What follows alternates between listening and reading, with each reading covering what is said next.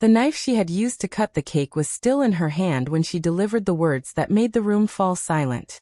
"My son," she declared with a smile so casual it was as if she were announcing the time of day, "is your husband's child, which means he is entitled to half of your $800,000 home. As his heir, I'll be taking my share."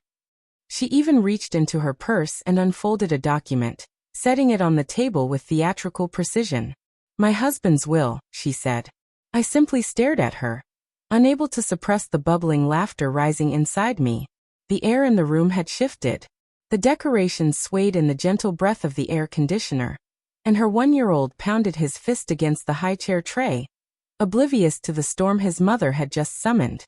"Oh," I whispered softly, forcing myself to keep my voice steady, because she had no idea.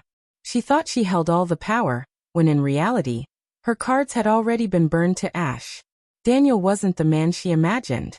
I had met him when I was 23, a man with a presence so magnetic that people leaned closer when he spoke, lowered their voices in his company, hung on his every word. Julia, my sister, my confidant, my best friend, adored him from the start. Or so I believed. She had been the one who came with me to pick out my wedding dress. She carried my bouquet on the day I married him. She smiled in photographs as though my happiness was hers too. But within 3 years of marriage, I began noticing the cracks. Julia grew distant, her phone calls shorter, her voice clipped and hurried. Daniel had his own changes. Long showers, endless late nights at work, laughter that came too easily when I asked if anything was going on. The truth revealed itself in pieces, sharper than glass. A photograph of her baby in her kitchen. The child's eyes a mirror image of Daniel's. A slip of her tongue when she used the pet name Daniel reserved only for me. And then the text message, discovered by accident 6 months before he died. "We'll tell her one day. She'll understand." I didn't confront them. Not then. Because destruction carried out in anger is messy, impulsive. But dismantling someone's life carefully, deliberately, that takes patience. When Daniel's cancer diagnosis came, Julia hovered.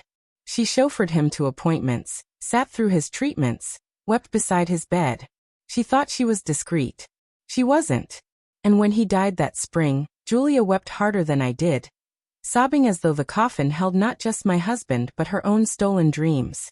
I stood watching, wondering if her grief was for him, or for the future she believed she had secured. 2 weeks later, she invited me to her son's birthday. I accepted because I already knew what was coming. She had waited for the right audience. Family, friends, the people she wanted to witness my humiliation. She thought she would walk into a performance where she controlled the lines and the outcome. But she hadn't realized. She had walked into my stage, not hers. I took the will from her hand and read it slowly, my face unreadable.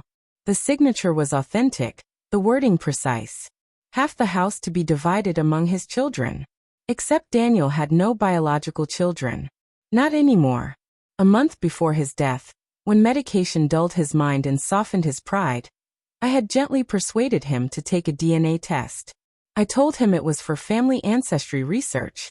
He agreed without suspicion. When the results arrived, they told a story in numbers that needed no explanation. The boy Julia claimed as his was not his son. To be certain, I had it tested again, privately notarized, documented. Twice confirmed. Daniel had seen the results himself. And a week later, he rewrote his will, removing all mention of non-biological heirs. He never told Julia. Neither did I. So when she slid that old will across the table at her son's birthday party, I nearly laughed in her face. Instead, I placed it carefully between the untouched slices of cake and the colorful party favors. "Julia," I said evenly, "you really should have checked your facts." Her smile faltered. "You don't," she started, but I cut her off by unlocking my phone and showing her the PDF of the new will. I pushed it across the table. "This one is legal, binding, final." I watched the blood drain from her face as her eyes darted across the screen. "You're lying." "Then call your lawyer," I replied coolly. "But hurry. They already have a copy." That was only the beginning of her collapse. For weeks, I had been quietly gathering every shred of proof of her affair with Daniel. Old text messages, emails, hotel receipts, even photographs from security cameras outside his office. I didn't collect them for the court. I collected them for leverage.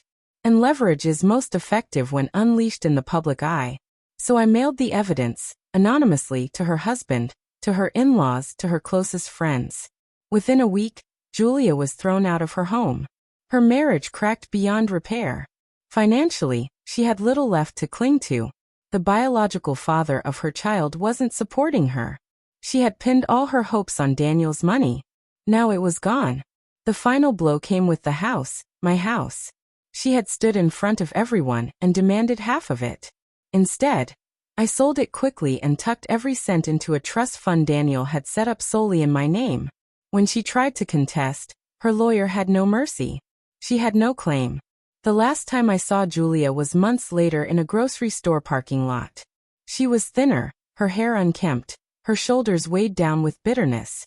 She spotted me and, after a moment's hesitation, walked over. Her eyes were hollow when she spoke. "You ruined me."